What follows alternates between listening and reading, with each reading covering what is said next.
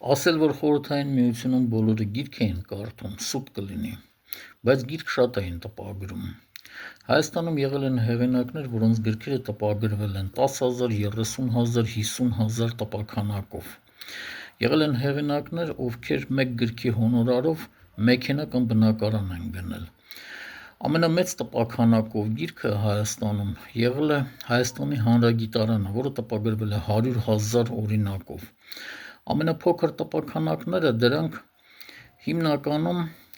այն բանաստեղծների գրքերն էին, որոնք առաջի անգամ էին տպագրում բանաստեղծական ժողովածուներ։ Երբ չիլիացի բանաստեղծ Նոբելյան մրցանակի դափնեկիր Պաբլո Ներուդային ասել են իր գրքի տպաքանակը, եթե չեմ սխալվում 400,000, նա պարզապես ապշել է, ասելով, որ նման տպաքանակներ հատկապես բանաստեղծությունների արտասահմանում չեն լինում։ Խորհրդային միությունը երբ փլվեց, տպաքանակները իջան մինչև 1000-1500։ Հիմա գրքեր են տպագրում 500 և նույնիսկ 300-ի։ Ամենափոքր տպաքանակը հրատարակչություններում